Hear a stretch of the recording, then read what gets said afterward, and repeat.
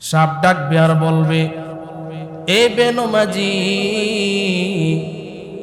আল্লাহ দুনিয়াতে তোমারে পাঠাইছে, এত দয়া আল্লাহ করেছে, এরপরেও তুমি আল্লাহর হুকুমটা মানো নাই। আল্লাহ রব্বুল আলামিন তোমারে 24 ঘন্টা সময় দিয়েছে, সারা দিন রাত 24 ঘন্টা সময়। তুমি পেটকে কিভাবে শান্ত করবা, এই জন্য তুমি নিজের শরীরে কাটায়া কত কষ্ট করে তুমি সব কিছু করতে পারলা।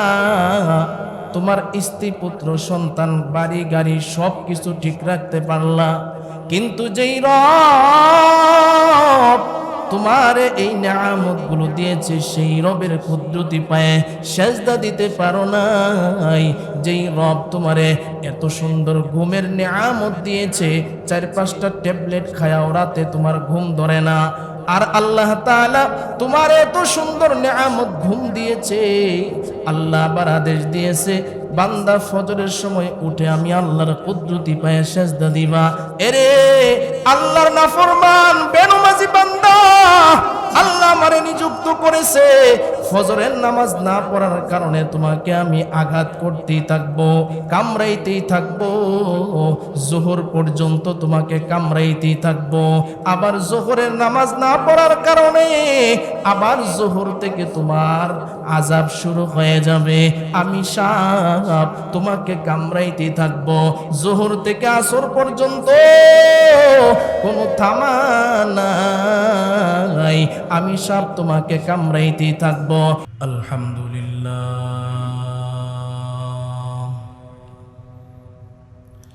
আলহামদুলিল্লাহি ওয়া কাফা ওয়া সালামুন আলা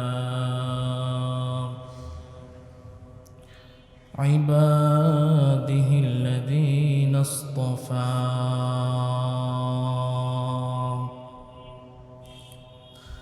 أما بعد فأعوذ بالله من الشيطان الرجيم. بسم الله الرحمن الرحيم.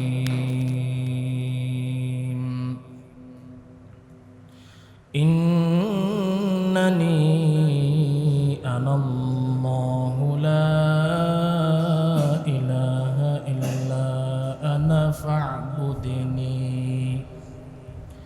وأقم الصلاة لذكري.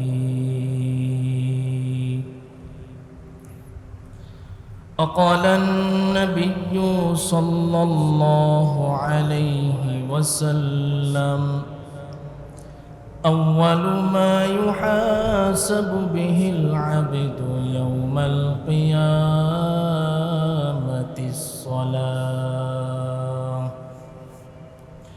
أو كما قال النبي عليه الصلاة والسلام.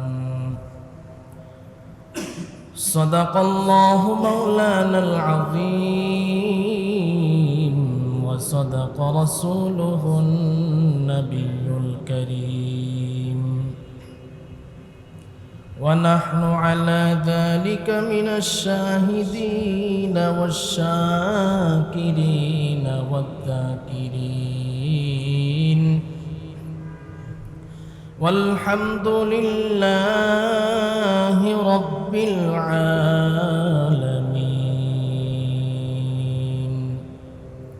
আমরা সকলেই নবীর মহব্বতে দুরূদ ইব্রাহিম পড়ি। اللهم صل على محمد وعلى آل محمد كما صليت على إبراهيم وعلى آل إبراهيم إنك حميد مجيد. اللهم بارك على محمد وعلى آل محمد كما باركت على إبراهيم وعلى آل إبراهيم إنك ইন্নাকা হামিদুম মাজিদ।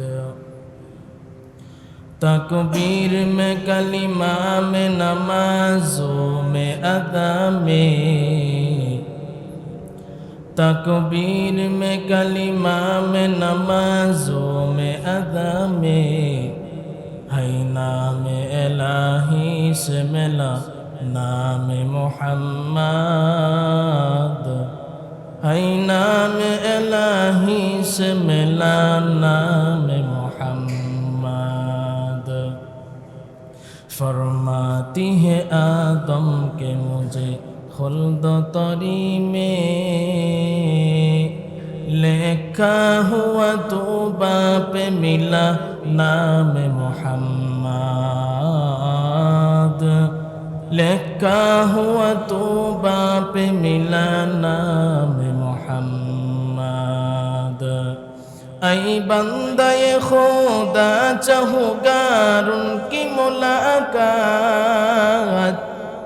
ऐ बंदे खुदा चाहूँगार उनकी मुलाकात, जल्दी से अब बैठे सुनो हजरत की नसीहत,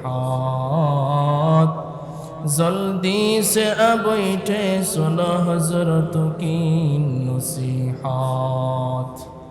अल्हम्दुलिल्लाह, अल्लाह पाकेर दरबारे लाखों कोटी शुकर जे महान रब्बुल आलमीन आमादेरके भालोबेशे मोहब्बत करे आदर करे माया करे पवित्र जुमार दिने मस्जिदे आसार बसार एवं कुरान हादीसेर आलोके किछु कथा आमाके बलार तौफिक दान करेছেন।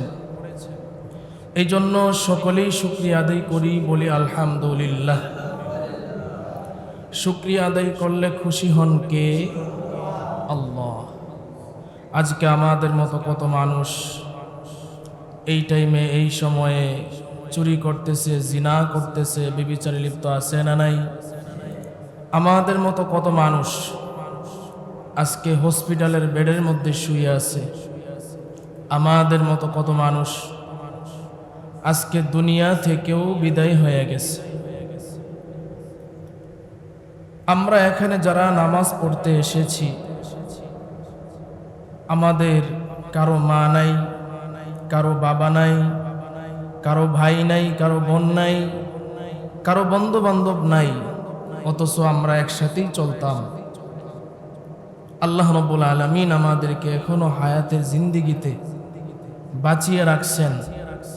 আল্লাহর ঘর মসজিদে আসতে পেরেছি, এই জন্য আমরা আবারও শুকরিয়া আদায় করি, বলি আলহামদুলিল্লাহ। মুহতারাম হাজিরিন,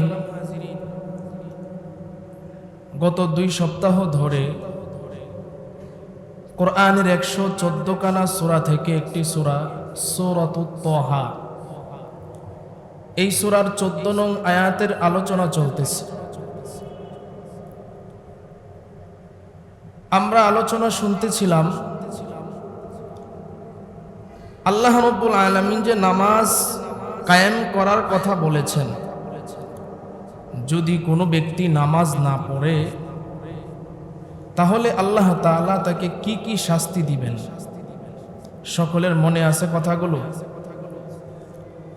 যদি কোনো ব্যক্তি নামাজ না পড়ে তাহলে আল্লাহ তাআলা তাকে 15 প্রকারের শাস্তি দিবেন। কত প্রকারের শাস্তি? 15 প্রকার। আমরা এখানে যারা আছি আলহামদুলিল্লাহ অনেকেই 5 ওয়াক্ত নামাজ পড়ি, আবার অনেকেই শয়তানের ধোঁকায় পড়ে বুঝে না বুঝে আমরা নামাজ ছেড়ে দেই। এখন আমরা যারা নামাজ পড়ি, নামাজে আমাদের আরো গুরুত্ব বাড়াইতে হবে। আর আমরা যারা নামাজ পড়ি ছাড়ি এরকম করি, আমাদেরও ভালোভাবে নামাজটাকে ধরতে হবে। আর আমরা যারা নামাজ পড়ি না তাদের অবস্থা তো আরো ভয়াবহ। কথা ঠিক কিনা বলেন? এই জন্য নামাজ যে ব্যক্তি না পড়বে আল্লাহ তাকে 15 প্রকারের শাস্তি দিবেন। এর মধ্যে আলোচনা হয়েছিল আমরা আলোচনা করতে করতে কবরে যে 3 প্রকারের শাস্তি হবে ওই পর্যন্ত গিয়েছিলাম। এরপরে আমাদের সময় শেষ হয়ে গিয়েছিল। তো কবরে 3 প্রকারের শাস্তি আল্লাহ বেনমাজিদেরকে দিবেন, যারা আল্লাহর হুকুম মানে না, আল্লাহর হুকুম নামাজ আদায় করে না। এর মধ্যে কবরের 1 নাম্বার শাস্তি আল্লাহ তাআলা দিবেন, কবরকে তার জন্য এমন সংকীর্ণ করবেন। আল্লাহ রাসূল বলছেন যে 1 পাজরের হাড় আরেক পাজরের ভিতরে ঢুকে যাবে। বলেন নাউজুবিল্লাহ। তাহলে বুঝেন, গত সপ্তাহে বলেছিলাম যে কবর যদি সংকীর্ণ হইতে থাকে আর 1 পাজরের হাড় আরেক পাজরের ভিতরে ঢুকতে থাকে, তাহলে বলেন কি পরিমাণ কষ্ট হবে। সামান্য একটু উদাহরণ দিলে বুঝবেন। অনেক সময় দেখবেন আমরা দরজা লাগাইতে গিয়া দরজার চিপার মধ্যে অনেক সময় আঙ্গুল চইলা যায়। আমার এরকম হইছে 1-2 বার। আপনাদের হইছে কিনা জানি না, কারো হয়েও থাকতে পারে। এটা কিন্তু ইচ্ছাকৃত নয়, অনিচ্ছাকৃত। যে দরজা লাগাইতে গেছি তো দরজার চিপায় অনিচ্ছাকৃত আঙ্গুল পইড়া গেছে। চিপা যখন লাগে কেমন কষ্ট লাগে, তাও তো সামান্য লাগতেই আমি আবার তাড়াতাড়ি দরজা সরাইয়া দেই। আর আমি যখন কবরে যাব আর নামাজ না পড়ার কারণে কবর যখন আমাকে আল্লাহর নির্দেশে চিপা দিতে থাকবেন, সংকীর্ণ হইতে থাকবে, তখন বুঝেন আপনার আমার কষ্ট কেমন হয়। এখন যারা নামাজ পড়েন না, নামাজে মনোযোগ দেন না, নামাজের গুরুত্ব বুঝেন না, একটু মনোযোগ দিয়ে এখন আলোচনাটা শুনেন। তাহলে বেনমাজির কবর 1 নাম্বার শাস্তি হবে, কবর বেনমাজির জন্য সংকীর্ণ হয়ে যাবে। 2 নাম্বার, বেনমাজির শাস্তি আল্লাহ কবরে দিবেন। তার কবরে এমন ভাবে আল্লাহ আগুন জ্বালাবে, জাহান্নামের আগুন দাও দাও করে তার কবরের মধ্যে জ্বলতে থাকবে। আগুন নিবানোর মতো কোনো মানুষের ক্ষমতা আছে? আগুন নিবানোর মতো কোনো পানির ক্ষমতা আছে? ক্ষমতা নাই। তবে আগুন নিবানোর অস্ত্র যদি আপনি দুনিয়াতে তৈরি করতে পারেন তাহলে আগুন নিববে। সেটা কি? সেটা হলো নামাজের মাধ্যমে আপনাকে অস্ত্র তৈরি করতে হবে। নামাজ পড়ে চোখের পানি পালানোর মাধ্যমে অস্ত্র তৈরি করতে হবে, তাহলে আল্লাহ তাআলা কবরের মধ্যে আগুন জ্বালাবে না। কবরের মধ্যে 3 প্রকারের শাস্তির মধ্যে 2 প্রকারের শাস্তি শুনলাম। 3 নাম্বার শাস্তি আল্লাহ দিবেন। কবরের মধ্যে এমন একটা সাপ নিযুক্ত করা হবে, যেই সাপের চক্ষু থাকবে আগুনের মতো। যেই সাপের চক্ষু থাকবে কিরকম? আগুনের লেলিহান। দেখবেন আগুন যখন জ্বলে এরকম উত্তপ্ত জ্বলতে থাকে, কেমন একটা ভয়ঙ্কর দৃশ্য।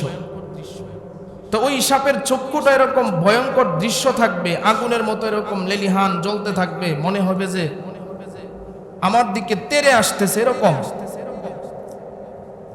সাপটা তার যে নখগুলো হবে, নখগুলো হবে লোহার। কিসের নখ হবে? লোহার। আর তার প্রত্যেকটা নখ এত বড় হবে, একদিন যদি আমরা হেঁটে যাই, একদিনের রাস্তা যত দূরত্ব হবে, এক একটা সাপের নখ এত বড় হবে। তাহলে চিন্তা করে দেখেন, সাপটা কি খুব দুনিয়ার সামান্য সাপের মতো নাকি খুবই ভয়ঙ্কর সাপ? আগুন হবে, চোখ হবে আগুনের মতো, নখ হবে লোহার। এক একটা নখ কত বড় হবে? একদিনের পথ। এরপরে তার আওয়াজটা এমন হবে, যখন বিজলি মারে, ঠাডা পড়ে, বজ্রের আওয়াজ যেরকম, ওই সাপের আওয়াজটা হবে বজ্রের আওয়াজের মতো। এরপরে ওই সাপটা বেনমাজিকে বলতে থাকবে, ওই বেনমাজি, দুনিয়াতে তুমি নামাজ পড়ো নাই, আল্লাহর হুকুম মানো নাই, যার কারণে আল্লাহ আমাকে নিযুক্ত করছে তোমারে দংশন করার জন্য। সাপ ডাকবে আর বলবে, এ বেনমাজি, আল্লাহ দুনিয়াতে তোমারে পাঠাইছে, এত দয়া আল্লাহ করেছে, এরপরেও তুমি আল্লাহর হুকুমটা মানো নাই। আল্লাহ রব্বুল আলামিন তোমারে 24 ঘন্টা সময় দিয়েছে, সারা দিন রাত 24 ঘন্টা সময়। তুমি পেটকে কিভাবে শান্ত করবা, এই জন্য তুমি নিজের শরীরে কাটায়া কত কষ্ট করে তুমি সব কিছু করতে পারলা। তোমার স্ত্রী পুত্র সন্তান বাড়ি গাড়ি সব কিছু ঠিক রাখতে পারলা, কিন্তু যেই রব তোমার এই নিয়ামতগুলো দিয়েছে, সেই রবের কুদরতি পায়ে সেজদা দিতে পারো নাই। যেই রব তোমারে এত সুন্দর ঘুমের নিয়ামত দিয়েছে, 4-5টা ট্যাবলেট খায়াও রাতে তোমার ঘুম ধরে না, আর আল্লাহ তাআলা তোমার এত সুন্দর নিয়ামত ঘুম দিয়েছে, আল্লাহ আবার আদেশ দিয়েছে, বান্দা ফজরের সময় উঠে আমি আল্লাহর কুদরতি পায়ে সেজদা দিবা।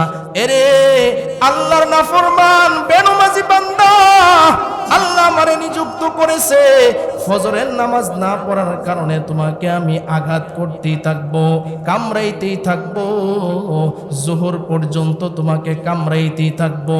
আবার জোহরের নামাজ না পড়ার কারণে আবার জোহর থেকে তোমার আযাব শুরু হয়ে যাবে। আমি সাপ তোমাকে কামড়াইতেই থাকবো, জোহর থেকে আসর পর্যন্ত কোনো থামা নাই। আমি সাপ তোমাকে কামড়াইতেই থাকবো, আসর থেকে জোহর থেকে আসর পর্যন্ত কামড়াইতে থাকবো, আসর থেকে মাগরিব পর্যন্ত তোমাকে কামড়াইতে থাকবো। আবার মাগরিবের নামাজ না পড়ার কারণে মাগরিব থেকে ঈশা পর্যন্ত আমি তোমাকে কামড়াইতেই থাকবো। এশার নামাজ না পড়ার কারণে ঈশা থেকে ফজর পর্যন্ত তোমারে কামড়াইতেই থাকবো। ওরে আমার মুসল্লি ভাইয়েরা, তাহলে বুঝেন, যেই সাপের চক্ষু হবে আগুনের মতো, নখগুলো হবে লোহার মতো, এক একটা নখ হবে একদিনের পথ, আওয়াজটা হবে বজ্রের মতো। এই সাপ যদি আপনারে আমার কামড়ায়, তাহলে বুঝেন আমাদের অবস্থাটা কি হবে। শুধু তাই নয়, সাপে যে একটা সুবল মারবে, 70 হাত জমিনের নিচে ডেবে যাবেন। 70 হাত জমিনের নিচে একটা সুবলের কারণে আপনাকে ডেবে যেতে হবে। আবার সাপ কামড় দিয়ে আপনাকে উঠাবে, আবার এভাবে কামড় দিতে থাকবে, 70 হাত জমিনের নিচে ডেবে যাবে। এইভাবে কবরের মধ্যে আল্লাহ তাআলা 3 প্রকারের শাস্তি দিবেন। তাহলে বুঝেন, যদি কবরের মধ্যে শান্তি পেতে হয়, তাহলে নামাজ ছাড়া বিকল্প আর কোনো রাস্তা নাই। এই জন্য আল্লাহ বলছেন, বান্দা, ইন্নানি আনাল্লাহ লা ইলাহা ইল্লা আনা ফা'বুদিনি ওয়া আকিমিস সালাতা লিযিকরি। এ বান্দা, নিশ্চয় আমি আল্লাহ, আমি ছাড়া আর কোনো ইলাহ নাই, সুতরাং তোমরা আমার ইবাদত করো, আমার শরণার্থে সালাত কায়েম করো, নামাজ পড়ো। আর নামাজ না পড়লে এই যে শাস্তি আল্লাহ তাআলা কবরে দিবেন। তো কবরে কি শাস্তি হবে আমরা শুনলাম, এরপরে কবর থেকে ওঠার পরে কি শাস্তি হবে এটা এখন আমরা শুনবো। কবর থেকে ওঠার পরেও আল্লাহ তাআলা আমাদেরকে 3 প্রকারের শাস্তি দিবেন। কয় প্রকারের শাস্তি? এখানে আমরা যারা মুসল্লিরা আছি, আমার মহব্বতের যারা আমার মুসল্লিরা আছেন, বলেন তো, এই যে আলোচনাটা হচ্ছে এটা কিসের জন্য? নামাজ না পড়লে এই শাস্তিগুলো আল্লাহ কি করবেন? দিবেন। বলেন তো, এই শাস্তিগুলো কেন দিবেন? নামাজ না পড়লে। মাশাআল্লাহ, আবারও আওয়াজ দিয়ে বলেন, কেন দিবেন আল্লাহ এই শাস্তিগুলো? নামাজ না পড়লে। মাশাআল্লাহ, মনে রাখবেন। তাহলে কবর থেকে উঠানোর পরে আল্লাহ তাআলা বেনমাজিকে 3 প্রকারের শাস্তি দিবেন। এর মধ্যে 1 নাম্বার শাস্তি, তার হিসাবটা খুব কঠিন ভাবে নেওয়া হবে। আল্লাহ যদি হিসাব কঠিন করে নেয়, আপনার আমার অবস্থা খারাপ হয়ে যাবে। কারণ মালিক যদি হিসাব নিতে শুরু করে, বাঁচার উপায় নেই। একজন মুফাসসির লিখেছেন যে আল্লাহ যদি খালি বলে বান্দা হিসাব নিব, তাহলে জান্নাতে যাওয়া সম্ভব না। কথা বুঝতেছেন সকলেই? আল্লাহ যদি বলে যে বান্দা তোমার হিসাব নিব, উপায় নাই। কারণ আমি আপনাদের ইমাম সাহেব খতিব, আমি নিজের কোনোদিন বলতে পারবো না আমার গুনাহ নাই। আমি কেন, আমি তো সাধারণ ছোট মানুষ। বড় বড় যারা আকাবির ছিল, তাবিন, তবে তাবিন, আইম্মে মুজতাহিদিন, নবী রাসূল ছাড়া কেউ বলতে পারবে না যে আমার গুনাহ নাই। সুতরাং আল্লাহ যদি ধরে, তাহলে উপায় আছে? যেখানে নবী রাসূল গণেই হাসরের ময়দানে ভয়ে থাকবেন, ইয়া নাফসি ইয়া নাফসি বলবেন, আমাকে বাঁচাও, সেখানে আপনার আমার অবস্থা কি হবে? তাহলে আল্লাহ বেনমাজের হিসাবটা কঠিন করে নেবেন। আর আল্লাহ যদি কঠিন করে হিসাব নেয়, তাহলে এখন আপনি একটু মনটারে বুঝান অবস্থাটা কি হবে। 2 নাম্বার, কবর থেকে ওঠানোর পরে আল্লাহ শাস্তি দিবেন। আল্লাহ তার উপরে রাগান্বিত থাকবেন। আল্লাহ তার উপরে কি থাকবেন? রাগান্বিত থাকবেন। নাউজুবিল্লাহ। 3 নাম্বার, তাকে জাহান্নামে ঢুকানো হবে। সকলেই বলেন নাউজুবিল্লাহ। তাহলে কবর থেকে যেই শাস্তি হয় এটি শুনলাম, কবর থেকে উঠানোর পরে কি শাস্তি 3 প্রকারের, এগুলোও শুনলাম। এখন আমরা শুনবো যে তার হাসরের ময়দানে উঠানোর পরে তার কি শাস্তি হবে। হাসরের ময়দানে তার কি শাস্তি হবে? এটা হচ্ছে, তার শাস্তিটা এরকম হবে যে তার কপালের মধ্যে 3টা লাইন লেখা থাকবে। কয়টা লাইন? আরো জোরে আওয়াজ দিয়ে বলেন, কয়টা লাইন? 3টা লাইন। খুব মনোযোগ দিয়ে কথাগুলো শুনবেন। 1 নাম্বার, হে আল্লাহর নাফরমান বান্দা। কপালের মধ্যে 1 নাম্বার কি লেখা থাকবে? হে আল্লাহর নাফরমান বান্দা। 2 নাম্বার, হে আল্লাহর গুসায় পতিত ব্যক্তি, অর্থাৎ তোমার প্রতি আল্লাহ রাগান্বিত, নারাজ। 3 নাম্বার, দুনিয়াতে যেরকম আল্লাহর হক বিনষ্ট করেছ, তেমন আজ আল্লাহর রহমত হইতেও তুমি নৈরাশ হয়ে গেছো। আল্লাহর রহমত তোমার কপালে নেই। এই 3টা কথা বেনমাজির কপালে লেখা থাকবে। এর চাইতে নির্লজ্জ আর নিম্ন লেভেলের শাস্তি আর কি হইতে পারে? এই 15 প্রকারের শাস্তি বেনমাজিকে দেওয়া হবে। এখন আপনারা যারা এখানে নামাজ পড়তে আসেন, আমার আলোচনা শুনেন, মা বোনেরাও যারা আলোচনা শুনতেছেন, মিডিয়াতেও আলোচনা যাচ্ছে, পরবর্তীতে যারা শুনবেন, ভালো করে বুঝবেন যে নামাজ না পড়ার কারণে আমাদের এই শাস্তিগুলো হবে। তাহলে আমরা যদি একটু চেষ্টা করে রবের হুকুমটা মানার চেষ্টা করি, নামাজ পড়াটা একেবারেই সহজ, কোনো কঠিন বিষয় নয়। কথা ঠিক কিনা বলেন? মনে করেন এখন বলতে পারেন, হুজুর আপনি তো ইমাম সাহেব, নামাজ পড়ানোই লাগে, এই জন্য নামাজ পড়েন। আচ্ছা বলেন, ইমাম সাহেব সারা যারা আছে, এদের মধ্যে কি 5 ওয়াক্ত নামাজি দিনদার মুত্তাকিন ফরহেজগার নাই? আছে না নাই? আমরা যখন ছুটিতে বাড়িতে যাই, তখন মনে হয় নামাজ ছাড়া থাকি না, নাকি নামাজ পড়ি? মনে করেন একটা কাজে গেলাম ঢাকার ভিতরে, তখন নামাজ পড়ি না, নাকি নামাজ পড়ি? ইমামতি ফ্যাক্ট না। আমাকে মনে রাখতে হবে আমি মুসলমান, আমি আলেম হয়েছি এই জন্য আমার নামাজ পড়তে হবে, এটা না। আমি হাফেজ হয়েছি এই জন্য আমার নামাজ পড়তে হবে, বিষয়টা এমন নয়। আমাকে মনে রাখতে হবে আমি মুসলমান, আমি ঈমান এনেছি, আর ঈমান আনার পরে আমার সর্বপ্রথম ফরজ বিধান হচ্ছে নামাজ। আমি মুসলমান, আমার পরিচয় আলেম, হাফেজ, আমার পরিচয় মাওলানা, ইমাম, মুহতামিম, বিষয়টা এমন নয়। আমার পরিচয় আমি মুসলমান, মুসলমান হয়েছি তো, ঈমান এনেছি তো, আমার উপরে আল্লাহ তাআলার 5 ওয়াক্ত নামাজ ফরজ হয়ে গেছে। এই 5 ওয়াক্ত নামাজ আমাকে পড়তেই হবে। কথা বুঝতেছেন সকলেই? তাহলে আমার মুসল্লিরা এখানে যারা আছে, দেখেন ভাই, একটু চিন্তা করে দেখেন, নামাজ ছাড়া যাবে না।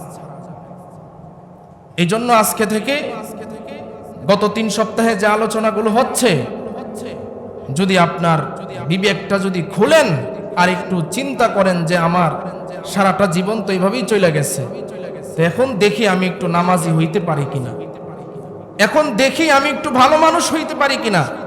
কারণ অনেক সময় এমন হয়, যেমন গতকালকে এক লোক আইসা হঠাৎ করে কান্না করতেছে যে আমি ভুল করছি অনেক, কিন্তু আমার ভুলটা আমি বুঝতে পারি নাই, কিন্তু বয়ান শোনার পরে বুঝতে পারছি হাই রে কি করলাম, আমি তওবা করতেছি আর এরকম করব না। তো আল্লাহ তাআলা কার দিল কোন সময় ঘুরায়া দেয় কেউ বলতে পারে? কার দিল কোন সময় ঘুরায়া দেয় কেউ বলতে পারে না। কিন্তু মনে রাখতে হবে, আপনি যদি মনে করেন নিয়ত করছেন যে আমি নামাজ কালকে থেকে পড়বো, সম্ভব হবে না। আসরের নামাজ থেকে আমি নামাজ শুরু করব, এখন তো জুমায় আসছি, আসরের নামাজ থেকে আমি নামাজ স্টার্ট করব ইনশাআল্লাহ। মৃত্যুর আগ পর্যন্ত, যতক্ষণ পর্যন্ত আমার জ্ঞান থাকে ততক্ষণ পর্যন্ত আমি নামাজ পড়বো, নামাজ ছাড়বো না। এরকম যদি নিয়ত করতে পারেন তাহলে আপনি নামাজ ধরতে পারবেন। আর না হয় সম্ভব না। দেখবেন অনেকে এখানে আছেন, আমার কথার সাথে মিলান, আমি তো আমার নিজের কথা বলি না, হাদিসের সাথে মিলায় বলতেছি। অনেক মানুষ এখানে আছেন মাশাআল্লাহ, সবাই তো আর খারাপ না, অনেক সময় শয়তানের ধোঁকায় পড়ে খারাপ কাজ করে ফেলেন, কিন্তু মনে মনে অনেক সময় আসে আচ্ছা এখন কইরা ফেলি, পরবর্তীতে করব না। বলেন এমন হয় কি হয় না? যারা নামাজ পড়েন তাদেরও অনেক সময় এমন হয়, আচ্ছা এই ওয়াক্তের নামাজটা কাজা কইরা ফেলি, বাকি সামনের ওয়াক্তের নামাজ কাজা করব না। এমন হয় কি হয় না? তো পরবর্তীতে দেখা যায় ওই ওয়াক্তের নামাজটাও কাজা হয়ে গেছে, একটু অলসতা করছি। এই জন্য নেক কাজে সবসময় আগায়া থাকতে হয়, পিছাইলেই শয়তান ধোঁকা দিয়ে আপনাকে একেবারে পিছিয়ে নিয়ে যাবে, পিছানো যাবে না। এই জন্য এখানে যারা আছেন ভালো করে বুঝেন কথাগুলো, যে আপনাকে নামাজটা পড়ার নিয়তটা এভাবে করতে হবে যে আমার যদি এমন কষ্ট হয় যে নামাজ পড়তে পড়তে আমার মরণ হয়ে যাবে, তাও আমি নামাজ ছাড়বো না। জীবনে অনেক নামাজ ছুটছে, আমি আসরের নামাজ থেকে ইনশাআল্লাহ নামাজ শুরু করব, তাহলে দেখবেন আপনার নামাজ শুরু হয়ে যাবে। কথা ঠিক না ঠিক বলেন? প্রত্যেকটা কাজ এমনই যে আপনি গুনার কাজ করতেছেন তো ভাবছেন কালকে ছাড়বেন, না না, এখনই আমি গুনার কাজটা ছেড়ে দিব, তাহলে দেখবেন ছাড়া হয়ে যাবে। শয়তান আপনাকে আর ধোঁকা দিতে পারবে না। আপনি যদি শক্ত হন আর রবের কাছে সাহায্য চান, আস্তাগফিরুল্লাহ রাব্বি মিন কুল্লি যামবি ওয়া আতুবু ইলাইহি লা হাওলা ওয়ালা কুওয়াতা ইল্লা বিল্লাহিল আলিয়্যিল আযীম। শয়তানের শরীরে আগুন ধরবে, শয়তান চলে যাবে, গুনাহ থেকে আপনি বাঁচতে পারবেন। আর আপনি যদি প্রথমেই নিয়ত করেন যে আমি কালকে থেকে গুনাহ ছাড়বো, সম্ভব হবে। এই জন্য প্রিয় ভাইয়েরা আমার, খুব মনোযোগ দিয়ে কথাগুলো বুঝতে হবে যে আমরা যদি নামাজ ছাড়ি তাহলে আল্লাহ তাআলা আমাদেরকে 15 প্রকারের শাস্তি দিবেন। সেই শাস্তিগুলো আমরা শুনেছি, কিভাবে কিভাবে আল্লাহ শাস্তিগুলো দিবেন, মৃত্যুর আগে কি শাস্তি দিবেন, মৃত্যুর পরে কি শাস্তি দিবেন, মৃত্যুর সময় কি শাস্তি দিবেন, কবরে কি শাস্তি দিবেন, হাসরের ময়দানে কি শাস্তি দিবেন। এই জন্য সকলেই নামাজ পড়ার নিয়ত করবেন তো ইনশাআল্লাহ। নিয়তের জন্য সকলে হাত তুলেন, নিয়ত করেন, সকলে বলেন আল্লাহ আজকে থেকে 5 ওয়াক্ত নামাজ পড়ার নিয়ত করলাম, আল্লাহ তুমি কবুল করে নিও। সকলেই বলেন আমিন।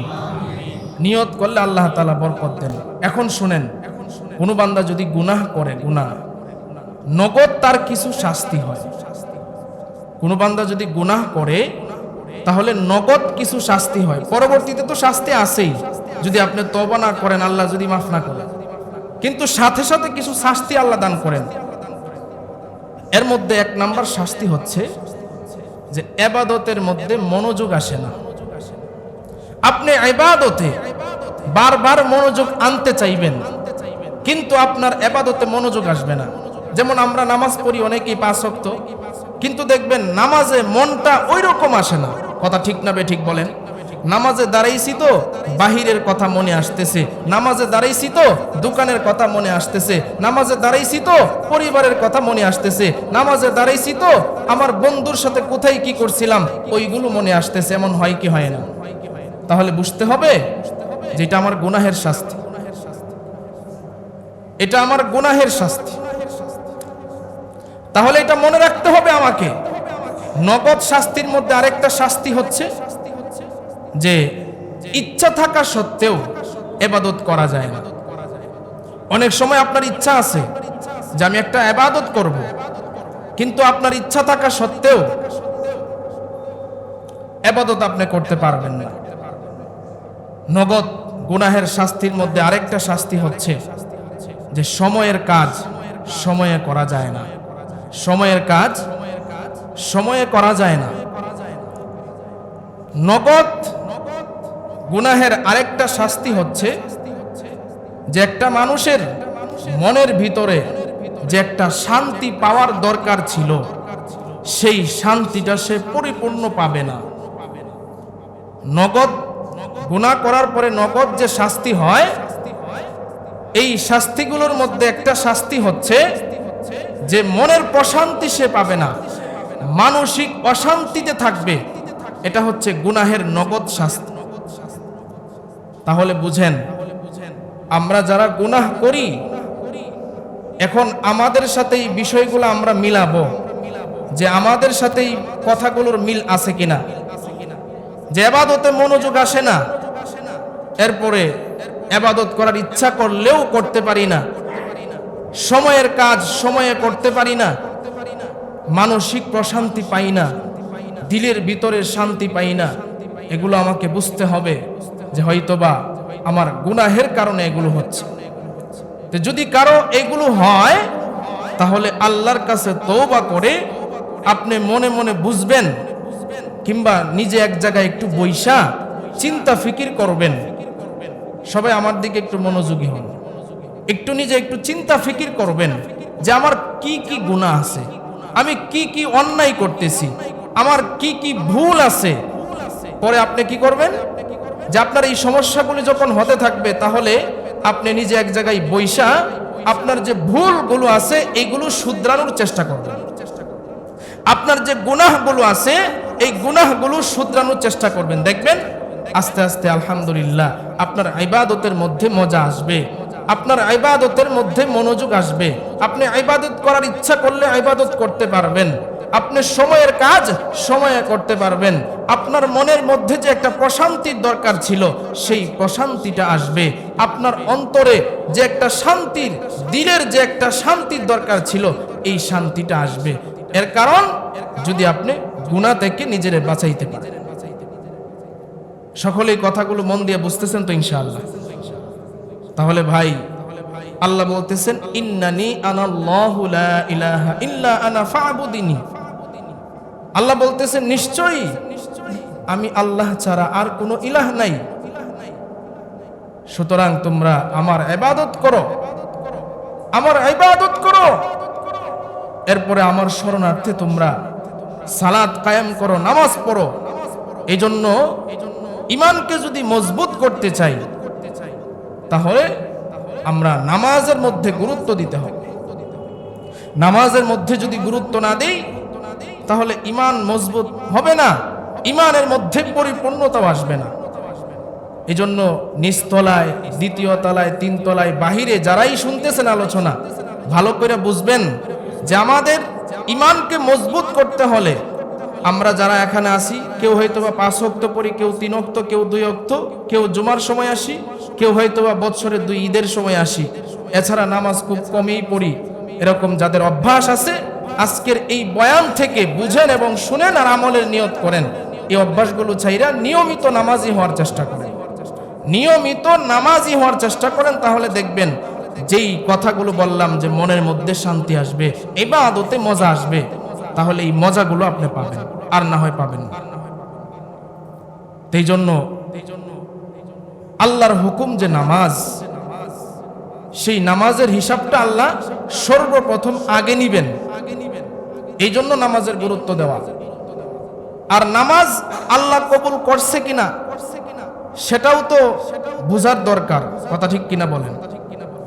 যে আমি যে নামাজ পড়তেছি, আমার নামাজ কি আল্লাহর কাছে গ্রহণযোগ্য হয়েছে কিনা, সেটারও একটা আলামত আছে। হাজী আমদাদুল্লাহ মুহাজির মক্কি রহমতুল্লাহ আলাইহি তিনি অনেক বড় বুজুর্গ ছিলেন, জিনার কাছে বড় বড় আলেমরাও গিয়ে বসে থাকতেন। আল্লাহর কাছাকাছি বান্দা ছিলেন। ওনার কাছে এক মুরিদে গিয়া বলতেছে যে আজকে আপনার কাছে মুরিদ হইছি 30 বছর হইছে। কত বছর? 30 বছর হইছে, কিন্তু একটা প্রশ্নকালে আমার মনের ভিতর। বলে কি প্রশ্ন? বলে 30 বছর ধরে আপনার কাছে মুরিদ হওয়ার পরে নামাজ পড়তেছি, কিন্তু নিজে তো জানি না যে নামাজ আল্লাহ কবুল করতেছে কিনা। যদি এটা জানতে পারতাম যে আল্লাহ নামাজ কবুল করতেছে, তাহলে আমার মনের মধ্যে একটু শান্তি লাগতো। তো হাজী আমদাদুল্লাহ মুহাজিরি মক্কি রহমাতুল্লাহ আলাই তিনি সরাসরি উত্তর না দিয়া তিনি বলছেন, এই শোনো, তুমি আজকে এশারের নামাজ না পড়া ঘুমায়া যাইবা। এশারের নামাজ না পড়া কি করবা? ঘুমায়া যাইবা। খুব খেয়াল করেন। এখন মুরিদের মনের ভিতরে আরেকটা প্রশ্ন জাগছে যে ফির সাহেব সারা জীবন যতবার আসলাম, 30 বছর রইছে, মুরিদ হইছি, নামাজ নামাজ নামাজ নামাজ ছাড়া যাবে না, নামাজ পড়তেই হবে। আর আজকে ফির সাহেব আমার এশারের নামাজ না পড়ার জন্য নিজে হুকুম দিছেন। বিষয়টা বুঝলাম না। নামাজ আল্লাহর হুকুম, আমি যদি নামাজ না পড়ি আর আমার নামাজ কাজা হয়ে যায়, তাহলে তো আমি আল্লাহর কাছে অনেক বড় আসামি হয়ে যাব। কথা ঠিক কিনা বলেন? কারণ যে ব্যক্তি 5 ওয়াক্ত নামাজি, তার ভিতরে তো ধারণাটা এরকমই আসবে। হাজী আমদাদুল্লাহ মুহাজিরি মক্কি রহমাতুল্লাহি আলাই তিনি মুরিদরে এবার বলে দিলেন, যাও, আজকে তুমি এশারের নামাজটা পড়বা না, ঘুমায়া যাইবা।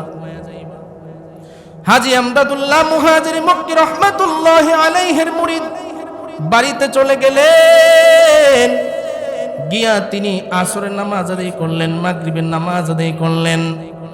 এশারের আজান পড়ার সাথে সাথেই তিনি মসজিদে চলে যায়।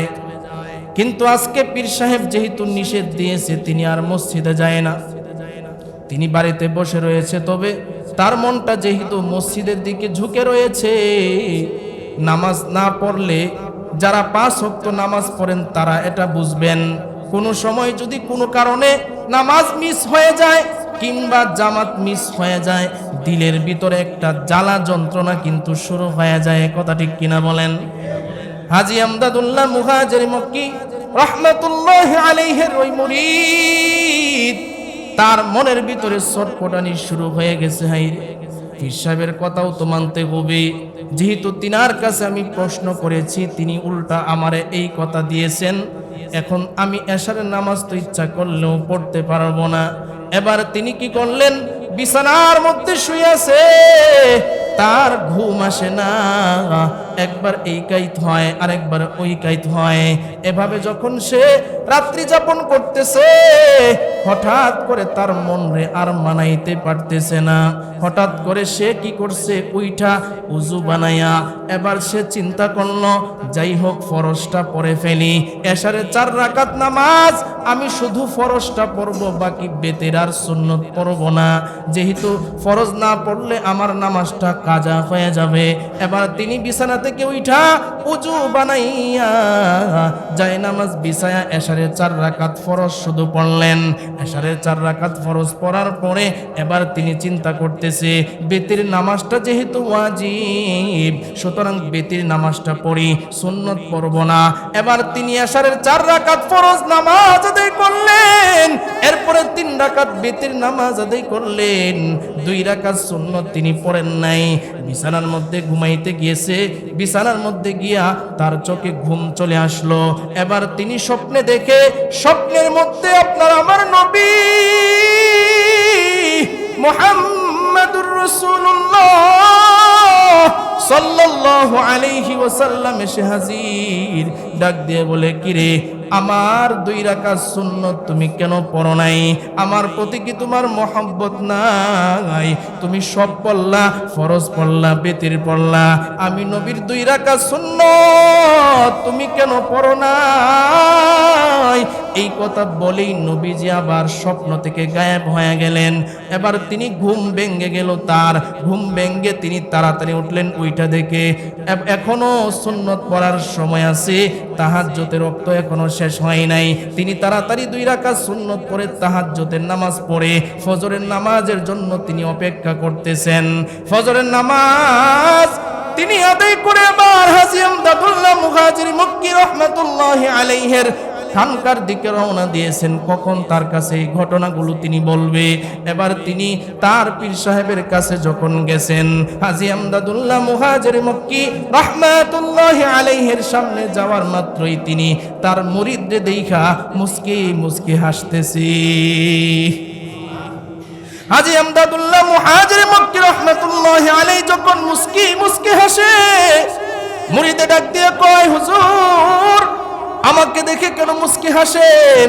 বলে, আজকের রাতের ঘটনাটা তুমি আমারে একটু শোনাও, কি ঘটনা ঘটছে? বলে, পীর সাহেব আপনি কিভাবে বুঝলেন কি ঘটনা ঘটছে? বলে, বলো কি ঘটনা ঘটছে? বলে, হুজুর এই ঘটনা, মন ছটপট, মনের আর বুঝাইতে পারি না, বিছানায় আর ঘুম আসতেছিল না, নামাজ ফরজ পড়ছি, বেতির পড়ছি, 2 রাকাত সুন্নত বাকি রাখছিলাম, স্বপ্নে যোগে নবী আইসা হাজির। বলে, তুমি যে প্রশ্ন করছিলা তোমার নামাজ কি আল্লাহর দরবারে কবুল হয় কিনা, তাহলে এখন তোমার উত্তর তুমি নিজেই ভালো করে শোনো। যেই বান্দার নামাজ আল্লাহ কবুল করে সেই বান্দার নামাজ ছুটে যায় না। যেই বান্দার নামাজ আল্লাহর কাছে কবুল হয় ওই বান্দার নামাজ ছুটে না। ফজর পরে বান্দা যোহরের জন্য চেষ্টা করতে থাকে, অপেক্ষায় থাকে। যোহরের নামাজ পড়লে আসরের নামাজ পড়ার জন্য অপেক্ষায় থাকি, আসরের নামাজ পড়লে মাগরিবের নামাজের জন্য অপেক্ষায় থাকি, মাগরিবের নামাজ পড়লে এশারের নামাজের জন্য অপেক্ষায় থাকে। বান্দার নামাজ ছুইটা যাবে এইটা তার কাছে কখনোই হয় না। বান্দা সব সময় তার মনের ভিতরে এই চিন্তা ফিকির থাকে, আমার নামাজটা যেন কখনো ছুটে না যায়। এই জন্য এখানে যারা আমার মুসল্লিরা আছেন এখন বুঝেন, এই ঘটনা থেকে বুঝেন আপনারা আমার নামাজ আল্লাহর কাছে কবুল হয় কি হয় না। এটা একটা আলামত বললাম, মুফাসসিরিনে কেরাম এটাই বলেছেন। আল্লাহর কাছে ইবাদত গ্রহণযোগ্যতা হওয়ার একটা আলামত আছে। এই আলামতটা হইল এক ইবাদতের পরে আরেক ইবাদতের সুযোগ পাওয়াটাই হলো আমি যে ইবাদতটা আগে করেছি ওই ইবাদতটা হয়তোবা আল্লাহর কাছে কবুল হয়েছে। সুবহানাল্লাহ। যে আমি এখন একটা ইবাদত করছি, এরপরে যদি আরেকটা ইবাদতের সুযোগ পাই তাহলে বোঝা গেল আমার আগের ইবাদতটা আল্লাহর কাছে কবুল হয়েছে। এটা আগের ইবাদত কবুল হওয়ার আলামত হইল যে পরে আমি আবার ইবাদত করার সুযোগ পাইছি। সুবহানাল্লাহ। এই জন্য ভাইয়ারা আমার, এখন বুঝেন যে আল্লাহর কাছে আমরা কে কতটুকু আল্লাহর কাছে কাছাকাছি যাইতে পারছি। এই জন্য বয়ান তো শুনেন, কিন্তু আমলে আনতে হবে, আমল করতে হবে, আর না হয়তো আমাদের ফায়দা হবে না। এই জন্য নামাজটা ধরবেন তো সকলে ইনশাআল্লাহ। আর বিশেষ করে আরেকটা কথা না বললেই নয় যে ভারতে মহারাজ্যে আপনার আমার কলিজার টুকরা নবীকে এক তাদের ধর্মগুরু সে নবীকে নিয়ে কটাক্ষ করছে। আপনারা কি কথা শুনছেন? বিভিন্ন নিউজে এই কথাগুলো প্রচার হয়েছে।